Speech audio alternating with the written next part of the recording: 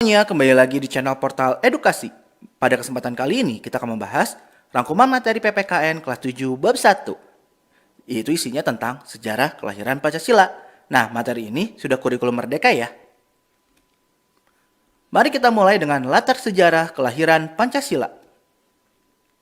Sejak zaman dahulu, nilai-nilai Pancasila sudah menjadi bagian dari kehidupan masyarakat di wilayah yang sekarang menjadi bagian dari negara Indonesia. Oleh karena itu, sebelum mempelajari sejarah kelahiran Pancasila, kita harus memahami kehidupan bangsa Indonesia di masa lampau. Kehidupan bangsa Indonesia di masa lampau itu dapat dibagi menjadi masa sejarah awal, zaman kerajaan Nusantara, zaman penjajahan, dan zaman kebangkitan nasional. Kita akan bahas satu persatu ya. Kita mulai dengan masa sejarah awal.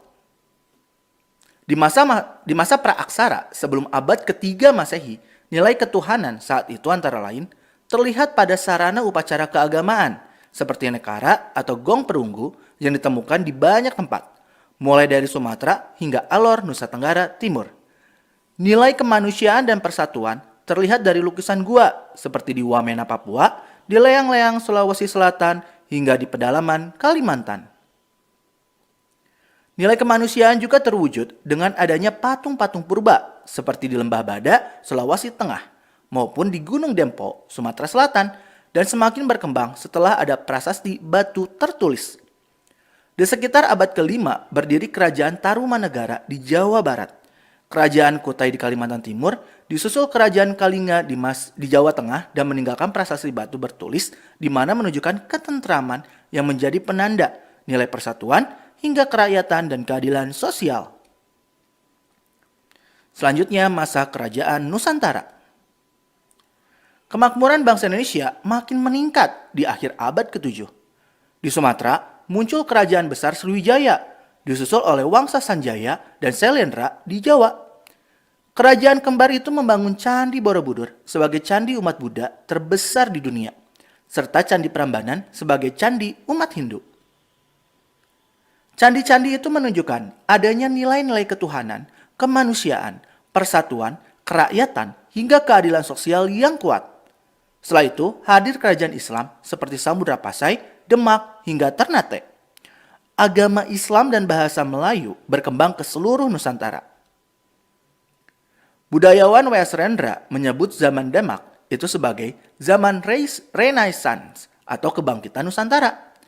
Di masa kerajaan-kerajaan Nusantara yang makmur tersebut, nilai ketuhanan dan keadilan sosial sangat menonjol, diikuti perkembangan nilai kemanusiaan, persatuan, dan kerakyatan. Selanjutnya masa penjajahan. Makmurnya negeri ini mengundang orang asing untuk datang berdagang, lama-lama menjajah. Hal itu dilakukan oleh bangsa Portugis, Spanyol, Inggris, dan akhirnya Belanda yang menjajah selama sekitar 350 tahun. Terjadi banyak perlawanan di daerah seperti di Sumatera terjadi perlawanan oleh Sultan Iskandar Muda, Sultan Badarudin, Sisi Mangaraja, Imam Bonjol dalam Perang Padri, dan Cut Nyak Dien dalam Perang Aceh. Di Jawa terjadi perang di Penogoro, Patimura di Maluku, Jelantik di Bali, Pangeran Antasari di Kalimantan, Sultan Baabullah di perairan Maluku dan Papua, Hang Tuah di Selat Malaka, Sultan Hasanuddin di Laut Sulawesi dan Laut Jawa. Perlawanan di daerah tersebut menunjukkan nilai ketuhanan, nilai kemanusiaan, dan nilai persatuan. Selanjutnya masa kebangkitan nasional. Memasuki abad ke-20 muncullah gerakan politik seperti Budi Utomo yang diprakarsai Wahidin Sudirohusodo berdiri pada tanggal 20 Mei 1908. Sarekat Islam pimpinan Cokro Aminoto, Muhammadiyah pimpinan Kiai Haji Ahmad Dahlan, Nahdlatul Ulama pimpinan Kiai Haji Hashim Asy'ari, dan Indische Party yang dibentuk oleh Dawas Dekar, Cipto Mangunkusumo, dan Ki Hajar Dewantara. Setelah pulang dari pengasingannya, Ki Hajar Dewantara itu mendirikan Taman Siswa. Perjuangan melalui karya sastra juga muncul seperti Abdul Muiz, Marah Rusli, dan para penulis Balai Pustaka. Puncaknya adalah adanya Sumpah Pemuda pada tanggal 28 Oktober 1928. saat para pemuda bersumpah untuk bertumpah darah, berbangsa, dan berbahasa yang satu, yakni Indonesia. Insinyur Soekarno pun mendirikan partai bernama Partai Nasional Indonesia. Kemudian tahun 1942, Jepang datang dan menggantikan Belanda sebagai penjajah dan Indonesia terus berjuang melawan penjajahan tersebut. Nah, berjuang untuk merdeka itu berarti menegakkan nilai kemanusiaan dan persatuan. Setelah kita memahami awal itu, mari kita masuk ke dalam kelahiran Pancasila.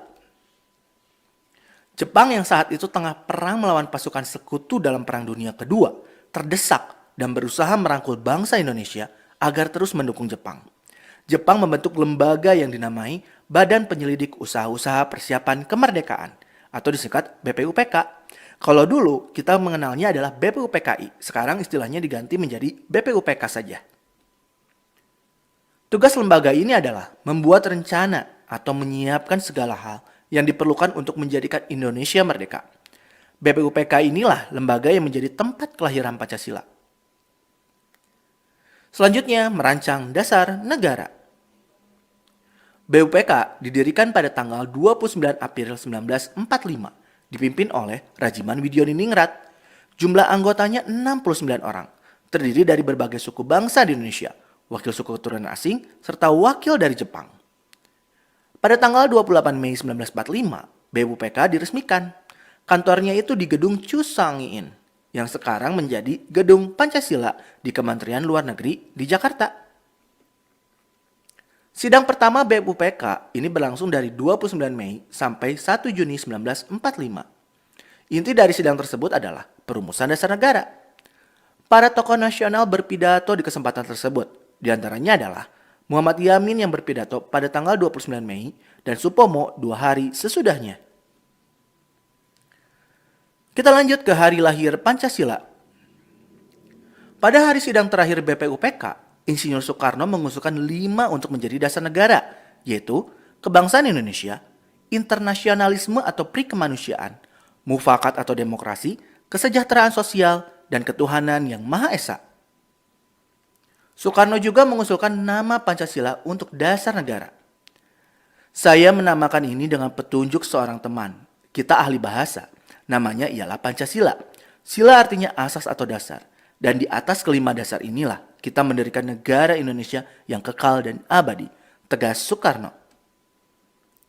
Pada tanggal 1 Juni 1945 itu, semua peserta sidang BPUPK sepakat dengan nama Pancasila. Maka, tanggal 1 Juni kemudian dijadikan sebagai hari lahir Pancasila. Selanjutnya, perumusan Pancasila. Sesuai namanya, isi Pancasila adalah 5 hal yang masih akan dirumuskan kembali. Tentang angka 5 tersebut, Insinyur Soekarno menyebut bahwa angka 5 itu memiliki banyak simbolik, seperti jumlah jari ada 5, panca indera ada 5, serta bagi umat Islam, jumlah rukun Islam juga ada 5.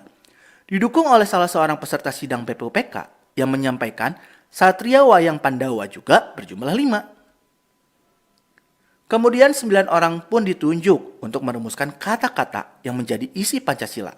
Nah, orang-orangnya yaitu Insinyur Soekarno, Muhammad Hatta, Muhammad Yamin, Ahmad Subarjo, A.A. Maramis, Abdul Kahar Muzakir, Agus Salim, Abikus Nocokro Suyoso, dan Abdul Wahid Hashim. Karena jumlah anggotanya 9 orang, maka panitia itu dinamakan Panitia 9. Soekarno ditunjuk menjadi ketua dan Hatta sebagai wakilnya. Pada bulan Juni tersebut, anggota saling berdiskusi hingga mencapai rumusan akhirnya pada tanggal 22 Juni 1945. Selanjutnya, diskusi perumusan. Perumusan Pancasila dilakukan melalui diskusi seru. Wahid Hashim dan beberapa anggota berpendapat bahwa negara Indonesia yang akan dibentuk harus berdasarkan agama. Tanpa didasarkan agama, negara akan rusak karena mengabaikan nilai ketuhanan. Sedangkan Soekarno, Hatta, dan beberapa anggota menginginkan bahwa negara Indonesia sebaiknya tidak berdasarkan keagama. Karena Indonesia mayoritas Islam, maka kelompok penganut kebangsaan khawatir hal itu akan membuat umat lain merasa tidak nyaman. Lalu disepakati Indonesia menjadi negara kebangsaan, bukan negara agama, dengan sila ketuhanan menjadi sila yang pertama. Selanjutnya kita masuk ke Sepakatan Piagam Jakarta. Musyawarah Panitia 9 pun dilanjutkan hingga malam tanggal 22 Juni 1945. Nah, usulan dari Insinyur Soekarno itu dirubah urutannya menjadi ketuhanan dijadikan sila pertama, kemanusiaan tetap menjadi sila kedua, persatuan yang mencakup kebangsaan menjadi sila ketiga, kerakyatan yang mencakup musyawarah atau demokrasi menjadi sila keempat, keadilan atau kesejahteraan menjadi sila kelima. Selanjutnya semua pun sepakat dengan rumusan Pancasila saat itu, yakni ketuhanan dengan kewajiban menjalankan syariat Islam bagi pemeluk-pemeluknya, kemanusiaan yang adil dan beradab, persatuan Indonesia, kerakyatan yang dipimpin oleh hikmat kebijaksanaan dalam permusyawaratan perwakilan, dan keadilan sosial bagi seluruh rakyat Indonesia. Rumusan Pancasila itu dimasukkan ke dalam naskah Mukadimah. Yamin memberi nama naskah itu Piagam Jakarta atau Jakarta Charter. Selanjutnya penetapan Pancasila. BEM-UPK mengadakan sidang kedua pada tanggal 10-14 Juli 1945 di Pejambon, Jakarta. Isinya membahas tentang rancangan dasar hukum tertulis yang hasilnya akan dijadikan Undang-Undang Dasar Negara Indonesia yang hendak didirikan.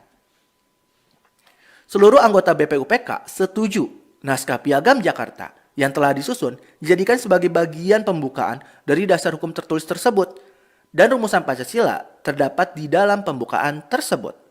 Karena tugasnya sudah berakhir, BPUPK pun dibubarkan. Selanjutnya Pancasila dan Proklamasi Kemerdekaan. Saat itu, kekuatan Jepang mulai melemah, terutama setelah sekutu membom kota Hiroshima dengan bom atom pada tanggal 6 Agustus 1945. Jepang tidak ingin terlihat lemah di mata Indonesia. Kemudian tanggal 8 Agustus 1945, Soekarno, Hatta, dan Rajiman diterbangkan ke kota Saigon, Vietnam. Saat itulah Jenderal Jepang seolah menjanjikan mendukung Indonesia merdeka. Jenderal Jepang menyebut Indonesia boleh merdeka setelah tanggal 24 Agustus 1945. Saat itu juga disepakati membentuk Panitia Persiapan Kemerdekaan Indonesia atau PPKI sebagai pengganti BPUPK. Soekarno menjadi ketua PPKI dan Hatta ditunjuk sebagai wakilnya. PPKI pun mulai bersidang pada tanggal 16 Agustus 1945 di Jakarta untuk menyiapkan kemerdekaan Indonesia. Tetapi para tokoh pemuda seperti Wikana dan Hairul Soleh mendesak agar Indonesia secepatnya merdeka. Maka tanggal 17 Agustus 1945, Soekarno-Hatta atas nama seluruh rakyat Indonesia memproklamasikan kemerdekaan Indonesia.